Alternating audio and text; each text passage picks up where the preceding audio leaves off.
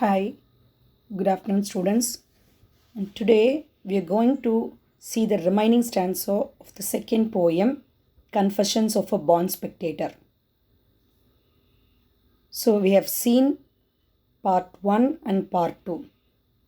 The first two stanzas, next three stanzas. In part 3 today, we are going to see the remaining one stanza, that is the last stanza of the poem. So after seeing that last stanza, we can once again go through the overall important words of the poem and what are all the figure of speech mentioned in this poem. Right? So in poem section, we have already said you have three topics under that. One is poem appreciation, next figure of speech, next reference to context. In under appreciation itself, figure of speech will be coming. So the figure of speech questions will be asked under the appreciation sections itself. So appreciation and figure of speech one, and second thing is that reference to context. Third one, paragraph. So these three topics will be asked under poem section. Next, an announcement is that your 11th guide has been bought to the school. So you need not go to any shop to collect it. You can come directly to the school and you can pay 180 rupees and you can get your guide. So your 11th English guide is available in the school itself. So no need of wandering to many textbooks shop. So please do directly come to the school and get your guides. So the price of the guide is 180 rupees. You can collect it from the English department teachers of our school. Right? Now we can get into the last stanza of the poem. So a small outline. Name of the poem is Confessions of a Born Spectator. It was written by Frederick Ogden Nash. In short, we will call it as Ogden Nash.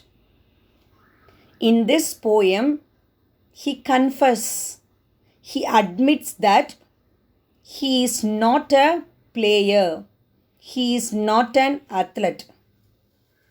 Just he is a spectator or audience or onlooker. Here, he refers that he does not have such a physical strength or mentally he is very shy and unwilling to play before that audience. He does not have such much physical strength, so he cannot manage to play with that rough athletes. So on the whole, he gives the point that he cannot be a player because inbornly I have born only as a spectator and not as a athlete. So இந்த poem பொறுத்த வரைக்கும் அவர் confuse பண்ணுற விஷயம் என்ன அப்படின்னா, நான் ஒரு பார்வையாளனாகவே இருக்க விருப்பப்படுறேன். என்னால் போய் ஒரு அத்லெட்டாலாம் விளையாட முடியாது. முடியாததுக்கான காரணங்களும் அவர் சொல்கிறாரு. அவங்க ரொம்ப ரஃப்பாக ப்ளே பண்ணுவாங்க. ஸோ அப்போ என்னோடய கை கால் உடையறதுக்கு கூட நிறைய வாய்ப்புகள் இருக்குது. ஸோ அப்படி ரஃப்பாக விளையாடுற அளவு என்னுடைய உடம்பில் ஃபிசிக்கல் ஸ்ட்ரென்த் இல்லை. அதுக்காக நான் அந்த உடம்புக்கு நன்றி சொல்கிறேன்னு கூட சொல்லியிருப்பார். ஸோ அது மட்டும் இல்லாமல் ரொம்ப ஷோயியாக ட்ரெஸ் போட்டு அத்தனை பேர்த்துக்கு முன்னாடி போயெல்லாம் கேம் விளையாடுறது I am very shy. So because of shy and unwillingness and due to his lack of physical strength he wanted to be only as a spectator and not as an athlete. So அதனால் அவர் என்ன சொல்லுவார்னா, நீங்களாக இருங்க. ஒரு பிளேயரால் நல்லா விளையாடக்கூட player வந்து எங்களை மாதிரி ஒரு ஆடியன்ஸோட இடத்துல உட்கார முடியாது. என்ன மாதிரி ஆடியன்ஸ் போய் அவ்வளோ வெறித்தனமாக விளையாடக்கூடிய அத்லெட்ஸ்க்கு நடுவில் விளையாடவும் முடியாது. ஸோ நீங்களாகவே இருங்க, நானாகவே இருக்கேன். ஸோ நான் ஒத்துக்கிறேன், என்னால் உங்களை மாதிரி விளையாட முடியாது அப்படிங்கிறது தான் outline. So now we can get into the last stanza, right? So this is your last stanza of the poem. So he again speak to the athlete. So before these stanza he has referred that I won't be a athlete or I won't be a boxer, I won't be a athlete, means a sports person. So எதுக்கு எல்லாத்துக்கும் ஒரு reason சொல்லிடுறாரு. என்னால் போய் boxing விளையாட முடியாது, என்னால் போய் வந்து பார்த்திங்கன்னா அந்த மாதிரி ஷோயி ட்ரெஸ் போட முடியாது, நான் ரொம்ப ஷையி. ஸோ இது அவங்கெல்லாம் வின் பண்ணுறத பார்த்தா மேபி என்னோடய ஈகோ வந்து ஏன் நீ போனால் அந்த இடத்துல நீயும் போனாலுமே வின் பண்ண முடியுமேன்னு தோணும். ஆனால் so there arises a struggle between two திங்ஸ்னு சொல்லியிருக்கேன், ப்ரூடன்ஸ் அண்ட் ஈகோ. ப்ரூடன்ஸ்னால் என்னம்மா, விஸ்டம். ஸோ என்னோடய அறிவுக்கும் என்னால் முடியாதாங்கிற ஈகோக்கும் ரெண்டுக்கும் போராட்டத்தில் என்னோடய அறிவு ஜெயிக்குது. ஏன்னா அறிவு எதை வலியுறுத்துது, நீ ஒரு ஷை, நீ ஒரு physically week person, so you can not play with that jealous athletes அப்படிங்கிறத அது சொல்லுது. ஸோ ஏன்னா அங்கெல்லாம் போனால் நம்மளோட கண்ணை வீங்க வச்சுருவாங்க, கையை உடச்சிருவாங்க, முட்டியை உடச்சிருவாங்க. டாக்டரை கூப்பிட்ற அளவு அவ்வளோ ஸ்ட்ரென்த்தான பர்சனே அடித்து டாக்டரை கூப்பிட்ற அளவு போகும் பொழுது என்னால் என்ன பண்ண முடியும் அப்படிங்கிற மாதிரி சொல்கிறார். அப்போ அத்லெட்ஸோட நான் ப்ளே பண்ண முடியாதுன்னா என்னால் என்ன மட்டும்தான் பண்ண முடியுங்கிறது தான் லாஸ்ட் ஸ்டான்ஸா. சொல்கிறது புரியுதுங்களா? இது வரைக்கும் என்னால் அத்லெட்டாக இருக்க முடியல, அவங்களோட போய் விளையாட முடியல. ஆனால் லாஸ்ட் ஸ்டான்ஸால் என்னால் என்ன மட்டும்தான் அத்லெட்ஸோட பண்ண முடியும் அப்படின்னு சொல்கிறார். he cannot play but what he can do with that athlete அப்படிங்கிறது தான் லாஸ்ட் ஸ்டான்ஸா. பாருங்கள், athletes, I will drink to you, underline the word drink to you, underline பண்ணிக்கோங்க. இங்கே யூங்கிறது athlete.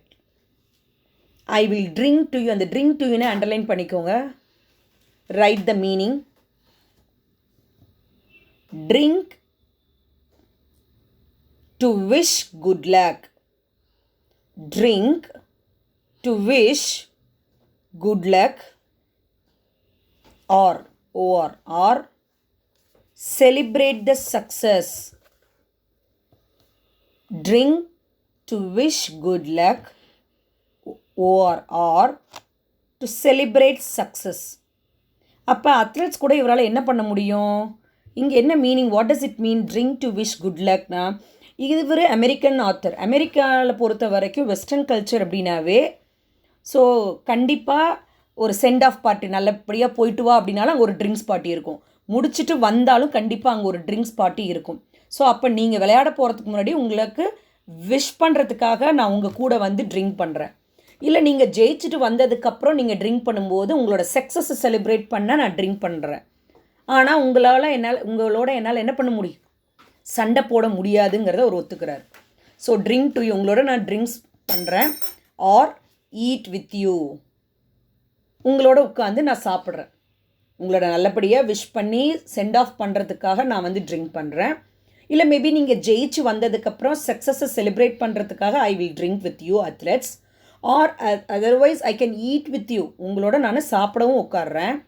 So I will drink with you, eat with you, எல்லாமே நான் பண்ணுறேன். ஆனால் எது மட்டும் என்னால் பண்ண முடியாது, உங்களோட சண்டை மட்டும் போட முடியாது. ஆர் எனி திங் எக்ஸப்ட் கம்பீட்னா என்னது, ஃபைட் வித் யூ, உங்களோட சரிக்கு சரி வந்து அதை கம்பீட் அப்படின்னா மீனிங். காம்படிஷன் அப்படின்னா மீனிங் என்னென்னா ஈக்குவலான, அந்த வேர்டே மீனிங் அதுதான். கம்பீட் அப்படின்னா சரிக்கு சரி அப்படின்னு அர்த்தம். இந்த காம்படிஷன் அப்படிங்கிற ஒரு வேர்டு நம்ம நிறைய கேள்விப்பட்டிருப்போம். ஒரு 12th படிக்கக்கூடிய பையனை போய் 6th படிக்க பையனோட காம்படிஷன் பண்ண வைப்பாங்களா? கிடையவே கிடையாது. அந்தந்த ஏஜ் குரூப்போட தான் கம்பீட் பண்ணுவோம். கம்பீட்டிங் அப்படின்னாவே என்னென்னா அங்கே சரிக்கு ஈக்குவல் டேலண்ட்டுன்னு அர்த்தம். அப்போ ஒன்றுமே இல்லாத நான் அவ்வளோ டேலண்ட்டான பர்சனோட என்னால் கம்பீட் பண்ண முடியாது. அந்த இடத்துல கம்பீட்டுங்கிற வேர்டு, ஃபைட்டுங்கிற யூஸ் பண்ணாமல் அவர் ஏன் கம்பீட் பண்ணி, ஏன்னா 12வது படிக்கிற பையன் 5வது படிக்கிற பையனை அடிக்கலாம், ஃபைட் பண்ணலாம்.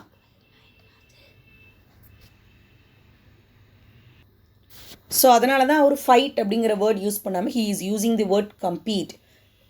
இங்கே காம்படிஷன் அப்படிங்கிறத நம்ம கம்பீட் ஃபார்மில் கொடுக்குறாங்க. So competing is that we are fighting with the opponent who was equal with our talent. நம்மளை மாதிரி ஈக்குவலான டேலண்ட் வச்சு இருக்கிறவங்களோடைய நம்ம சண்டை போடுறதுக்கு பேர் தான் காம்படிஷன், அதுதான் compete. So athletes, I am born as a spectator, so I cannot play with you because of my lack of physical strength and the shyness. But what I can do with you, I will drink to you. I will drink to wish you a good luck to play well, or I will drink when we celebrate your success, or else I will eat with you, athletes, or anything I can do with you, except only one thing is that I cannot compete with you. I cannot fight with you.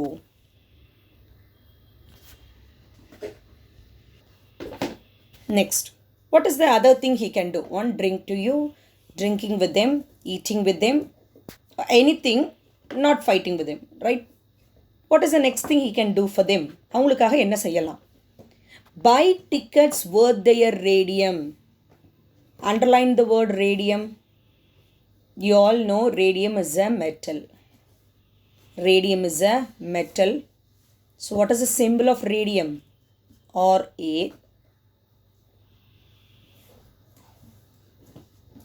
Radium is a costly metal.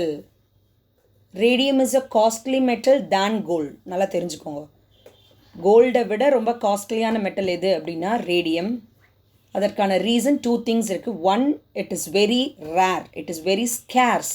ரொம்ப ரொம்ப பற்றாக்குறையாக இருப்பதனால நிறைய cancers இந்த மாதிரி ட்ரீட்மெண்ட்டை cure பண்ணுறதுக்காக நம்ம இந்த ரேடியம், இதை தான் நம்ம ரேடியோ ஆக்டிவ் கேஸ்ன்னு சொல்லுவோம். ஸோ இது வந்து பார்த்தீங்கன்னா என்ன கலர்னா சில்வர் கலரில் இருக்கும் உங்களுக்கு. இந்த ரேடியம் ஒயிட் சில்வரின்னு சொல்லுவாங்க. அதுக்கப்புறம் ஆக்சிடைஸ் ஆனால் தான் அது பிளாக் கலரில் மாறும். ஸோ இந்த ரேடியம் மெட்டல் வந்து ரொம்ப ரொம்ப காஸ்ட்லி. சரி, இங்கே எதுக்கு ரேடியம் மெட்டலை கொண்டு வந்திருக்காங்க? What is the reason for this அப்படின்னா, எப்படி சொல்கிறாங்கன்னா, ரேடியம் மெட்டலுங்கிறது ரொம்ப ரொம்ப விலை உயர்ந்தது. இங்கே அப்போ அவர் என்ன சொல்ல வர்றாருன்னா, உங்களை மாதிரி அத்லெட்ஸோட விளையாட முடியல, என்னால் விளையாட முடியாது, உங்களோட ட்ரிங்க் பண்ணலாம், உங்களோட ஈட் பண்ணலாம், எனிதிங், ஆனால் உங்களோட சண்டை போட முடியாது. ஆனால் உங்களுடைய விளையாட்டை பார்க்குறதுக்கு கண்டிப்பாக டிக்கெட் எவ்வளோ ரேட்டாக இருந்தாலும் பரவாயில்ல, நான் வாங்கிட்டு வருவேன்.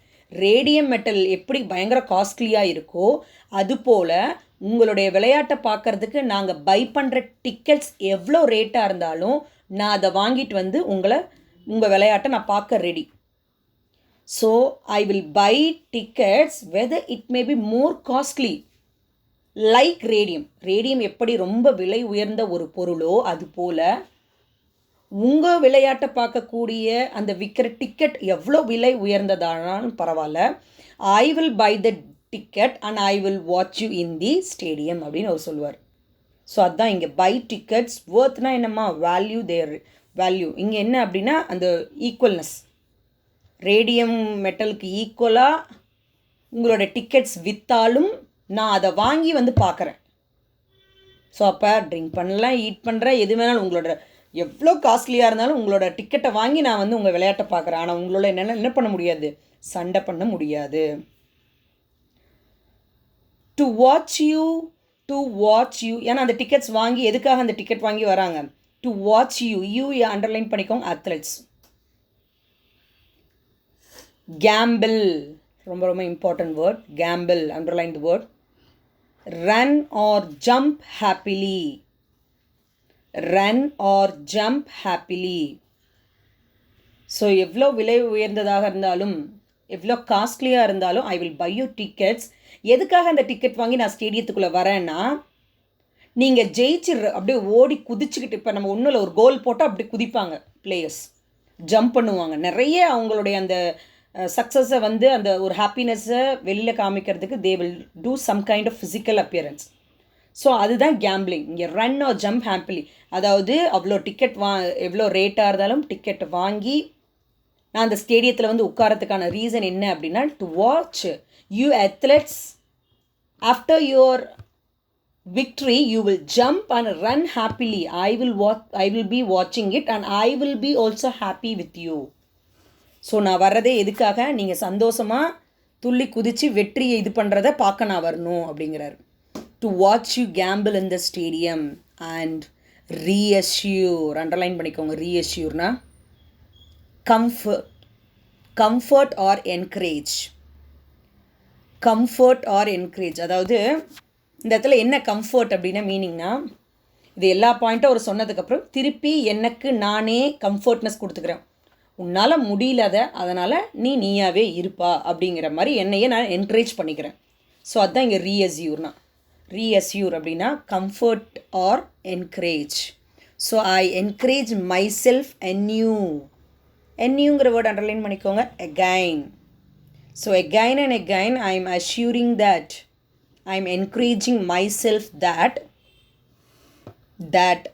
you are not me and the you athletes. பாருங்க, இங்கே reassureனா comfort or encourage. He is comforting whom அப்படின்னு கேட்டால் myself. myself யார்? author. He is comforting himself. What is he comforting? என்னங்க கம்ஃபர்ட் பண்ணிக்கிறாரு, என்ன என்கரேஜ் பண்ணிக்கிறாரு? நல்ல வேலை, என்னால் அவங்கள மாதிரி இருக்க முடியாது, அவங்களும் என்ன மாதிரி இருக்க முடியாது, அவ்வளோதான். அண்ட் ரீஅஷ்யூர் மை செல்ஃப் என்னுன்னா அகைன். ஏன்னா இந்த வேர்டை நிறைய ஸ்டான்ஸால், ஃபஸ்ட் ஸ்டான்ஸால், செகண்ட் ஸ்டான்ஸா, இந்த மாதிரி நிறைய வந்து சொல்லுப்பார் அவர். ஸோ என்னால் உங்களை மாதிரி இருக்க முடியாது. இந்த ஃபஸ்ட்டு ஸ்டான்ஸால் லாஸ்ட் லைனும் அதே தான். அதே மாதிரி லாஸ்ட் ஸ்டான்ஸால் லாஸ்ட் லைனும் அதே தான். So again he is comforting himself that you are not me, you athletes. Me author. You யாருங்க? athletes. மீங்கிறது இங்கே யார்? author. And I am not you. அங்கே I யார்? author. You இங்கே யார்? athletes. ஸோ நீங்கள் நான் இல்லை, நானும் உங்களில் அப்படிங்கிறத ஒரு திருப்பி ரீஅஷ்யூர் பண்ணிக்கிட்டு திருப்பி நம்மளுக்கு சொல்கிறார். He is again saying in a different way that he is justifying his point that he cannot be an athlete and he is reassuring himself that he is encouraging himself that he is just born only as a spectator and not to be an athlete. So I am very happy about it. அதுக்கு நான் சந்தோஷமும் படுறேன் அப்படிங்கிறத அவர் சொல்கிறார். So with this we complete the second poem. So once again we can see the important words of this poem, right?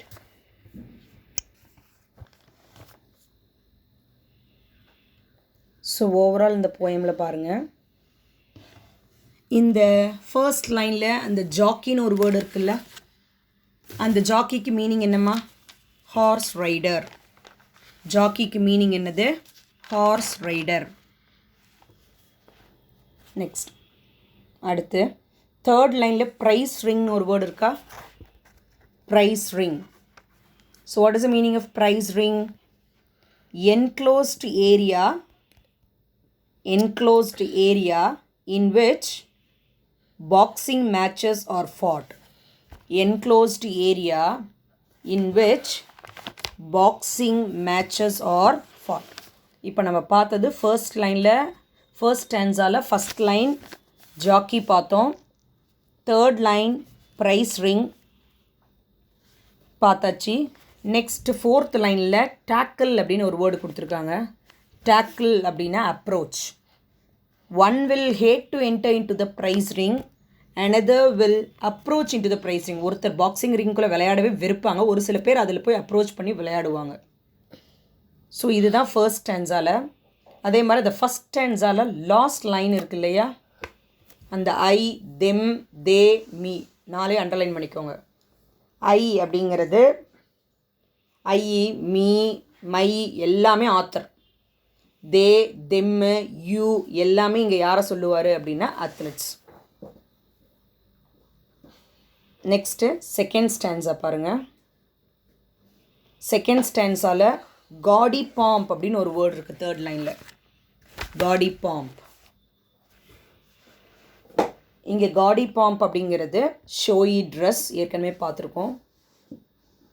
Second ஸ்டான்ஸாவில் third லைனில் gaudy pomp. I am giving meaning for the highlighted words in this stanza. Gaudy pomp, showy dress. Next அதே ஸ்டான்ஸாவில் fourth line, second ஸ்டான்ஸாவில் fourth line, maim. மெய்ம்னா என்னது? Injure. மெய்ம்னா என்னது? Injure. அடுத்து romp, கடைசி word romp. Play in a rough way. Play in a rough வே.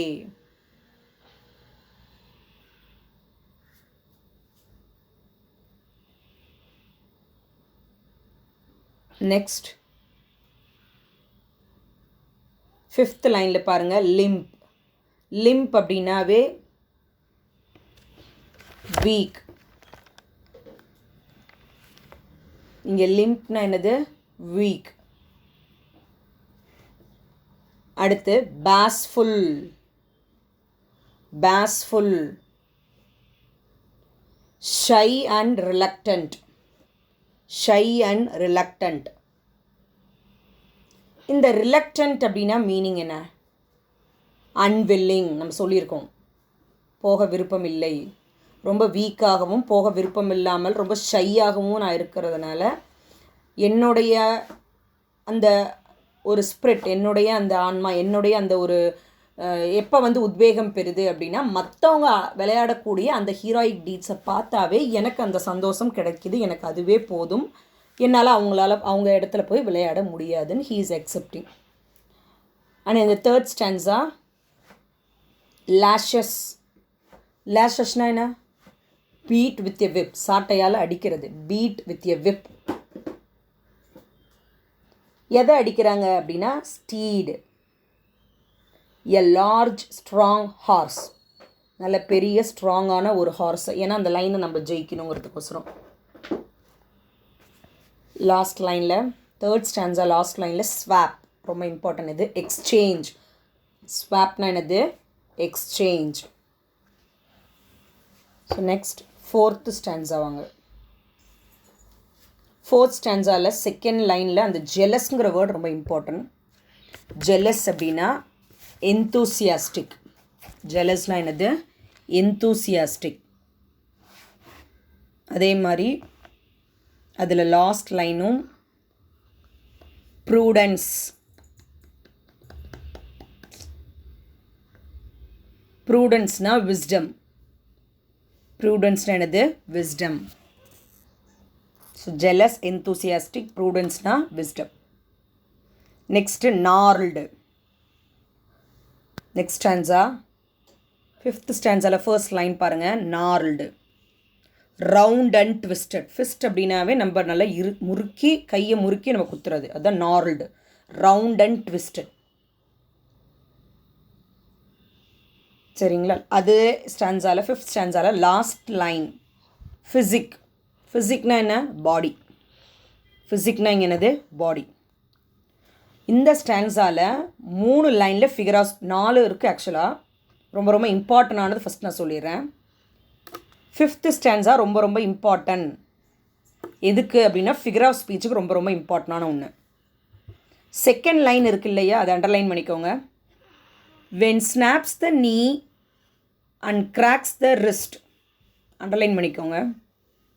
இந்த ஸ்னாப்பு, கிராக் இதெல்லாம் எதுக்கு, என்ன வேர்டு அப்படின்னா உடைக்கும் சத்தம், பிரேக்.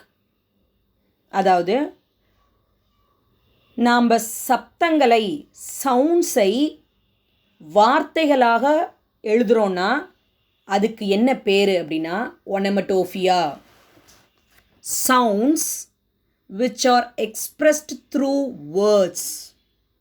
இப்போ தேனீக்களோட சத்தத்தை வந்து பார்த்திங்கன்னா பஸ் அப்படிம்பாங்க. அப்போ நம்ம எப்படி எழுதுகிறோம்? BU ZZZன்னு போடுவாங்க. So sounds are expressed through words. So அந்த மாதிரி வரிகளை நாம் என்னன்னு சொல்லுவோம்? ஒனமட்டோஃபியான்னு சொல்லுவோம். இங்கே ஸ்னாப்ஸ், நீயை உடைக்கிறது, ரிஸ்ட்டை உடைக்கிறது, அந்த உடைக்கிற சத்தத்துக்கு தான் ஸ்னாப்ஸு, கிராக்ஸுன்னு கொடுக்குறாங்க. ஸோ இங்கே ஸ்னாப்ஸ், கிராக்ஸ் அந்த மாதிரி வேர்ட்ஸ் இருக்கிறதுனால இந்த லைனுக்கு என்ன figure of speech? Onomatopoeia. Spelling எழுதிக்கோங்க. ONOMATOPOEIA.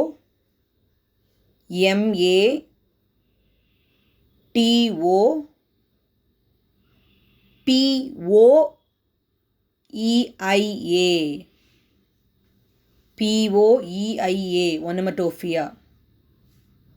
First figure of speech இது ரொம்ப இம்பார்ட்டன்ட். அடுத்து அதே 5th ஸ்டான்ஸால் 5th லைன் பாருங்கள் இருக்குது, அதுவும் அண்டர்லைன் பண்ணிக்கோங்க, ரொம்ப ரொம்ப important. My soul in true thanksgiving speaks. ஆன்மாவை நம்ம கண்ணால் பார்க்கவே முடியாது. அப்படிப்பட்ட ஆன்மா என்னுடைய உடலுக்கு நன்றி சொல்லி பேசுதுன்னா ஆன்மா பேசாது. ஸோ அப்போ மனிதனின் குணத்தை உருவமே இல்லாத ஒரு பொருளுக்கு கொடுக்குறாங்க. ஆன்மாவை நம்ம பார்க்க முடியாது, உணரவே முடியாது. அப்படிப்பட்ட அந்த ஆன்மாவுக்கு மனிதனுடைய குணம் என்ன குணம்? பேசுகிற குணத்தை கொடுக்குறாங்க. அதனால் இங்கே ஆன்மாவை, சோலை பர்சானிஃபை பண்ணியிருக்கிறாங்க. மனிதனின் குணத்தை ஒரு ஆன்மாவுக்கு கொடுத்துருக்கறனால இந்த லைனுக்கு என்ன மீனிங்கு, என்ன ஃபிகர் ஆஃப் ஸ்பீச்சு? பர்சானிஃபிகேஷன். ரொம்ப ரொம்ப ரொம்ப ரொம்ப இம்பார்ட்டன்ட் அப்ரிஷியேஷன் இது. மை சோல், மைனா இங்கே யார்? ஆத்தர் சோல் இஸ் ட்ரூலி, உண்மையாகவே முழுமனதார I am thanking my human body. So அப்போ my soul in true thanksgiving speaks அப்படிங்கிறது பர்சானிஃபிகேஷன். அடுத்து லாஸ்ட் லைனும் பாருங்கள். For this modest of physique. மாடஸ்ட்னாவே என்ன அர்த்தம்? சிம்பிள். ரொம்ப சிம்பிளாக. இப்போ நம்ம சொல்லுவோம் அவங்க ரொம்ப கிராண்டாக இருக்காங்க, இப்போ ரொம்ப சிம்பிளாக இருக்காங்கப்பா. ஸோ இதெல்லாமே பர்சன்ஸ்க்கு, ஹியூமன் பீயிங்ஸ்க்கு, மனிதனுக்கு இருக்கக்கூடிய குணம். இங்கே உடலுக்கு அந்த இதை கொடுத்துருக்குறாங்க. ஆன்மா இல்லாமல் உடல் தனியாக இயங்க முடியவே முடியாது. ஸோ இதுவும் ஒரு பர்சானிஃபிகேஷன்.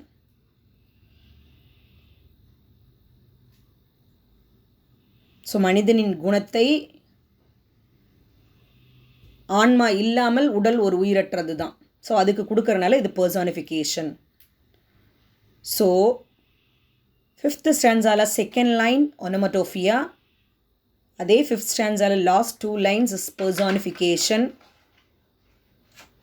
ஸோ உங்களுக்கு இப்போ பார்த்தீங்கன்னா 3 லைன்ஸ்க்கு சொல்லியிருக்கேன். நெக்ஸ்ட்டு அதே 5th ஸ்டான்ஸால் ஃபர்ஸ்ட் 3 லைன் பாருங்களேன். when swollen eye meets gnawed fist, when snaps the knee and cracks the wrist, when aphaesial dawn demands.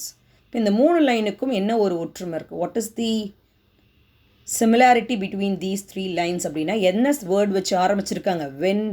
When. ஒரே வார்த்தை திருப்பி ரிப்பீட்டடாக 2, 3, 4 லைன்ஸ் அந்த மாதிரிலாம் வந்துச்சுன்னா அதுக்கு பேர் என்ன? எனஃபோரா. இந்த இஃப் மேன்லினஸ் போயம் இஃப்லாம் நம்ம படிக்கும்போது அப்படி தான் ஒரு இஃப்னு திருப்பி வரும். ஸோ எனஃபோரா. ஸோ இதுதான் 5th ஸ்டான்ஸால் இருக்கக்கூடிய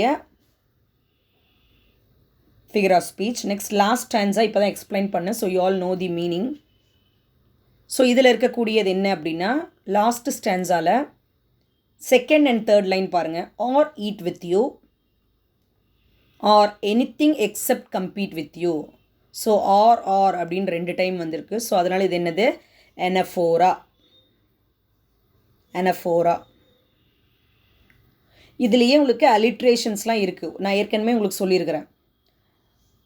சில லைன்ஸில் பார்த்தீங்க அப்படின்னா இப்போ ஒன்றும் இல்லை, அந்த 5th ஸ்டான்ஸாலே எடுத்துக்கோங்க. 5th ஸ்டான்ஸால் லாஸ்ட் பிஃபோர் லைன் பாருங்கள். My soul in true thanksgiving ஸ்பீக்ஸ்ன்னு இருக்கா? 5th ஸ்டான்ஸால் 2nd line, 5th line my soul in true thanksgiving ஸ்பீக்ஸ்ன்னு இருக்குது. இப்போ இந்த லைனில் எந்த சத்தம் ரிப்பீட்டடாக வருது அப்படின்னா சோல் ஸ்பீக்ஸ். அந்த எஸ் சவுண்டு வருது. எஸ்ஸுங்கிறது கான்சனண்ட்டாக வவ்வலா? கான்சனண்ட். ஸோ கான்சனன்ட் சவுண்டு ஒரே லைனில் அடுத்தடுத்தோ இல்லை கொஞ்சம் தள்ளி ரிப்பீட் ஆனாலோ அதுக்கு பேர் என்னது? அலிட்ரேஷன். அதுக்கு பேர் என்னம்மா? அலிட்ரேஷன். நெக்ஸ்ட் இன்னொரு லைன் பாருங்க. 4th ஸ்டான்ஸால் 3rd லைனில் பாருங்கள். they do not ever in their dealings. they do not ever in their dealings. இங்கே என்ன வேர்ட்ஸ் ரிப்பீட் ஆகுது? do dealings, do dealings. அப்புறம் இது மட்டும் தான் ரிப்பீட் ஆகுதா? வேறு என்ன ரிப்பீட் ஆகுது? they their, they their ரெண்டு ஒன்றா இருக்குது, do dealings ஒன்றா இருக்குது. அப்போ இந்த தேங்கிற அந்த டிஹெச் சவுண்டும் இங்கே டூ ட அப்படிங்கிற அந்த சவுண்டும் கான்சனன்ஸ். அப்போ இந்த லைனில் ரெண்டு விதமான அலிட்ரேட்டட் சவுண்டு இருக்குது. ஒன்று த டிஹெச் சவுண்டு, இன்னொன்று ட டி சவுண்டு. ஸோ ரெண்டு அலிட்ரேஷன் இருக்குது. அப்போ கான்சனன்ட் சவுண்ட்ஸு ரிப்பீட் ஆனால் அந்த லைனில் என்ன இருக்குது, என்ன அலிட்ரேஷன் வேர்டு நம்ம சொல்லிடலாம். ஸோ கான்சனன்ட் சவுண்ட் ரிப்பீட் ஆனால் அதுக்கு பேர் என்னம்மா? அலிட்ரேஷன். அதே மாதிரி வவல்ஸ்னு ஒன்று இருக்குது, ஏஇஐஓயோ, அது இதில் இல்லை. வவல்ஸ் ரிப்பீட் ஆனால் இந்த போயமில் ஆக்சுவல் இல்லை, வவல்ஸ் ரிப்பீட் ஆனால் அதுக்கு பேர் என்னது? ஆசோனன்ஸ். நீங்கள் 10th படிச்சிருப்பீங்க. கான்சனன்ஸ் ரிப்பீட் ஆனால் அலிட்ரேஷன், வவல்ஸ் ரிப்பீட் ஆனால் அதுக்கு பேர் என்னது? ஆசோனன்ஸ். ரைட், இந்த மாதிரி இந்த இதில் இருக்குது. நெக்ஸ்ட் இந்த போயமில் வந்து காமனான இது இருக்குது. எது அப்படின்னா ரைம் ஸ்கீம். ஸோ எல்லா ரைம் ஸ்கீமும் அந்த இதுக்கு தகுந்த மாதிரி, அதாவது உங்களுக்கு இருக்கிறது எல்லாமே ஏபிசி தான். ஸோ பாருங்கள், ஃபர்ஸ்ட் ஸ்டான்ஸால் ஜாக்கி ஹாக்கி ஏஏ. ஸோ ஒரே மாதிரி சவுண்ட்ஸ் இருக்கிறதுக்கு நம்ம ஒரே மாதிரி லெட்டர்ஸ் கொடுப்போம், ஏஏ. அடுத்து என்டர் சென்டர் பிபி. அடுத்து பி மீ சிசி. அப்போ ஃபர்ஸ்ட் ஸ்டான்ஸால் என்ன இருக்குது? A A BP C C. அதாவது இவர் ஒரு அன்கன்வென்ஷனல் ரைட்டர்னு சொல்லுவாங்க. யாரை? நம்மளோட ஃப்ரெட்ரிக் ஆக்டன் நேஷ். அப்படின்னா என்னதுன்னா ரைம் ரிதமிக்கல் வேர்ட்ஸை யூஸ் பண்ணுறதுல பெஸ்ட் ரைட்டர் அப்படிங்கிற மாதிரி சொல்லுவாங்க. அவர் அதிகமாக அந்த ரிதமிக்கல் வேர்ட்ஸை தான் பயன்படுத்துவார். அதனால தான் அன்கன்வென்ஷனல் ரைம் ஸ்கீம்னு சொல்லுவாங்க. செகண்ட் ஸ்டான்ஸை பாருங்கள். Admire higher AA, pomp romp BB, feats deals CC. So அதே தான், ஏஏ பிபி சிசி. தேர்ட் ஸ்டான்ஸாலையும் அதே தான். Score floor, spines line, please these. அப்போ என்னது? AA BP CC. Next fourth one, அதுவும் அதே தான். Enough rough, dealings feelings, begins wins. So AA BP CC. Next one, fifth stanza. Fist wrist, demands stands, speaks physics. So இங்கே வந்து பார்த்தீங்கன்னா AA BP CC.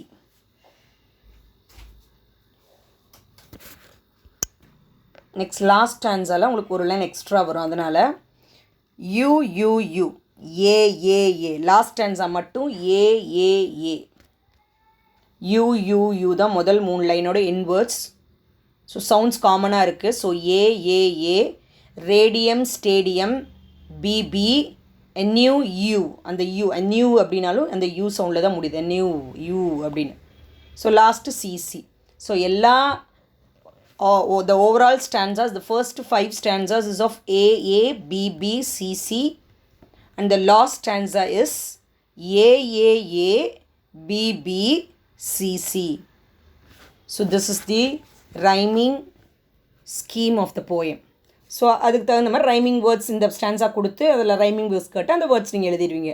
Radium stadium, please these, score floor, அந்த மாதிரி rhyming words காமனான sounds இருக்கிறது.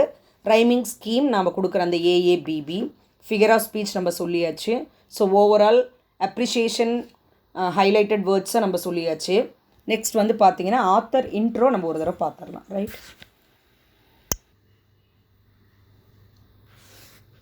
So Frederic Ogden நேஷ்னுடைய intro part. So he was an American poet and he is well known for his light words. அப்படின்னு என்ன, ரொம்ப கடினமான words எல்லாம் யூஸ் பண்ணாமல் சிம்பிள் வேர்ட்ஸை யூஸ் பண்ணி எழுதுறது. of which he wrote 500 pieces. So 500 poems மாதிரி அவர் எழுதியிருக்காரு.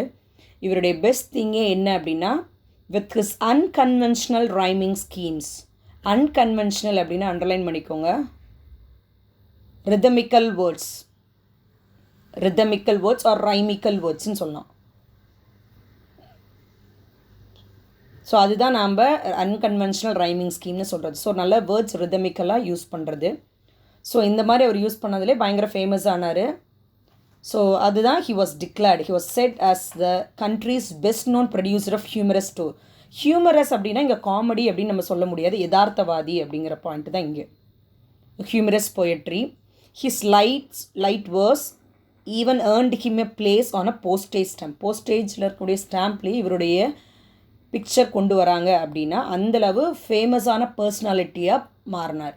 ஸோ அது இதுன்னு ரொம்ப காம்ப்ளிகேட்டடாக இல்லாமல் சிம்பிளானதை எழுதியே நல்ல ரிதமிக்கல் வேர்ட்ஸில் யூஸ் பண்ணி ரொம்ப யதார்த்தமான, இப்போ ஒன்றும் இல்லை, இப்போ நம்ம இந்த கன்ஃபெஷன்ஸ் ஆஃப் அ பான் ஸ்பெக்டேட்டரே எடுத்துக்கோங்களேன், ரொம்ப யதார்த்தமாக ஹீ இஸ் அக்செப்டிங். ஸோ ரொம்ப கமர்ஷியலான ஒரு விஷயம் அது. ஸோ அதனால் இவருக்கு வந்து பார்த்திங்கன்னா அந்த ஒரு ஹானரபிள்னஸ்ஸாக அவங்க ஸ்டாம்பில் இவருடைய இதை பண்ணாங்க. ஸோ அந்தளவு வந்து பார்த்திங்கன்னா because of his writing he became very very famous enough. So politicians இந்த மாதிரி இருக்கவங்க தான் வந்து பார்த்திங்கன்னா ஸ்டாம்ப்ஸில் அவ்வளோ சீக்கிரம் இடம் பிடிப்பாங்க. பட் ரைட்டரே அவ்வளோ தூரம் இது பண்ணுறாங்க அப்படின்னா ஸோ அந்தளவு மக்கள் அக்செப்ட் பண்ணியிருக்காங்க. And he was more popular because of his simple words of writing and using of rhythmical words and easily understandable poem. So அதுதான் இவருடைய வெற்றிக்கு ஒரு முதல் காரணம் அப்படிங்கிறத நம்ம சொல்லலாம். So his efficacy is well known to all. So அவருடைய அந்த திறமை அப்படிங்கிறது எல்லாத்துக்குமே தெரிஞ்சிருக்குன்னு சொல்லலாம். So such a writer. இவருடைய ரைட்டிங்ஸ் நிறைய இருக்குது. Line up for yesterday, the carnival of the animals, the Japanese. So அந்த மாதிரி இவருடைய ரைட்டிங்ஸ் நிறைய இருக்குது. அண்ட் இவருடைய he was a fan of baseball. Baseball விளையாட்டு இவருக்கு ரொம்ப ரொம்ப பிடிக்கும். And he was fan of that அப்படின்னு நம்ம சொல்லலாம், right? So I have said all the points referring this poem and the author Frederick Ogden Nash, and about the appreciation point of view and literary devices. Now we can see the questions under appreciation section. So அப்ரிஷியேஷனில் text புக்கில் ஒரு 3-4 மட்டும் கொடுத்துருக்காங்க. அதை மட்டும் நம்ம ஒரு தடவை பார்த்துடலாம்.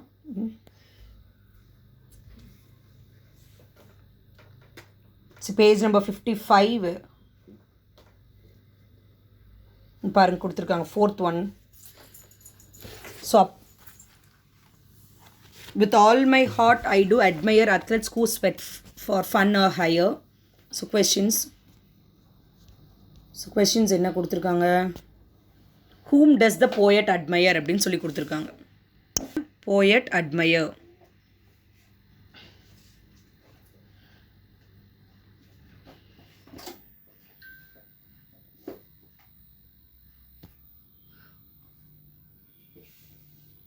So whom does the poet admire? Na? The poet admires the athletes. Next, for what reasons do the athletes sweat? எதுக்காக அவங்க ஸ்வெட் பண்ணுறாங்க? The athletes sweat for fun or hire. The athletes sweat for fun or hire. Next, B1. What pleases the ego? What pleases the ego? The ego is pleased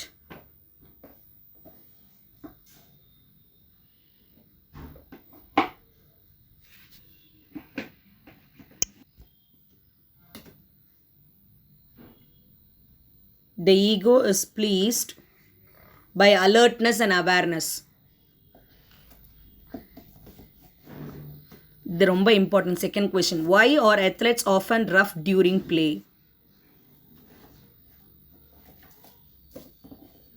So every athletes are rough during the play because they want to win and they are all egoistic. ரெண்டே point தான். they want to win ஒன்று, and there all egoist. கண்டிப்பாக நான் தான் ஜெயிக்கணும் அப்படிங்கிறது ஈகோயிஸ்ட்னஸ் அவங்களுக்கு கண்டிப்பாக இருக்கும் அப்படின்னு அர்த்தம். And next one, C, why are the doctors called from stands by the sponsors? So எதுக்காக டாக்டர்ஸை வர சொல்கிறாங்க? Because the athletes get injured themselves by playing in a rough way. The athletes get injured themselves by playing in a rough way. Simple one. Next one, why does the poet make such an observation?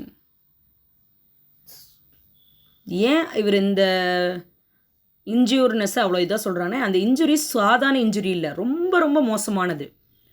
So injuries are fatal, injuries may be fatal, அதனால் அவர் அந்த observation கொடுக்குறார். Injuries may be fatal. Last D, இப்போ தான் உங்களுக்கு சொல்லியிருக்கிறேன். When snaps the knee and cracks the wrist, என்ன figure of speech? onomatopoeia. The sounds made by the knee joint are referred here. அந்த சவுண்ட்ஸ் தான் அது, இந்த ஸ்னாப்ஸு, கிராக்கு இதெல்லாம், right?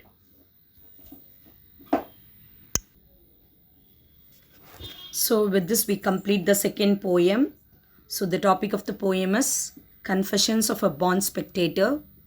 The poet Frederick Ogden Nash. What may be the theme of the poem is spectators can be enthusiastic as a player. Spectator can be enthusiastic as a player. இதுதான் point. அவங்க உள்ளே விளையாண்டாதான் ரொம்ப ஹாப்பியாக எந்தூவாக இருக்க முடியும்னு அர்த்தம் இல்லை. நான் ஆடியன்ஸாக இருந்தாலும் அவங்க விளையாடுறத பார்த்து நானே எந்தூவாகிறேன். நாமளே திடீர்னு எந்திரிச்சு நின்று கையெல்லாம் தட்டுவோம் நம்மள அறியாமல். ஸோ ஏதோ அவங்க ஜெயிச்சா நம்மளே ஜெயிச்ச மாதிரி இருப்போம். எனக்கு அந்த ஒரு சந்தோஷம் போதும். அதுதான் இவர் சொல்கிறாரு. பிளேயர் எந்தூவாக இருக்கிறது மட்டும் இல்லாமல் ஸ்பெக்டேட்டராலும் எந்தூவாக இருக்க முடியும் அப்படிங்கிறத அவர் சொல்கிறாரு. So Ogden Nash talks about people choose different sports in their lives. So that's the first thing. Next, he admired the talents of athletes and sportsmen, and he also confessed that he is very happy that he is neither a sportsman nor an athlete. So every child, when they are born and when they are growing, they have their inborn talent and they have their own interest in different games. So in such games, they are selecting their roles. So though the narrator admires the talent, he also derives satisfaction by seeing the athletes. So he does not want to exchange the position because of his lack of physical strength, and he also admits that his soul is thanksgiving to the human body because of this weakness in physical way. He is not as a athlete, he is just merely a spectator. So the narrator wholeheartedly says that he is very glad to be a spectator, and he also says to the athletes that he will drink or eat with them or buy the tickets to see their happy way, how they are running in the stadium after their success, but he does not want to compete with them. So ultimately he says that he is not a athlete or a sportsman, he is just a spectator, and he is very happy about that, and he is also encouraging himself that he is a spectator. So that was the point which was given in this poem, right? If you have any doubt, you can contact me. So be safe in your home, because in Salem the disease is spreading very fast enough, because as it is a contagious disease, without knowing we will get contacted. So be very safe in your home itself. Study well. So do not waste your time, guys. And already I have said that people who did not buy guides, get your guides from the school. So the pay of a particular guide is that 180 rupees. You can get your guides from the English department teachers in the school. So fine. When you're coming out, wear mask. So keep your hands washed again and again with your soaps. Right? Use hand sanitizer because it is very spreading fast in Salem. So be safe. And thank you so much, guys. So thank you so much, guys. So we can see in the next session, we can get into the third poem, a nature poem, right? Thank you, guys. Bye.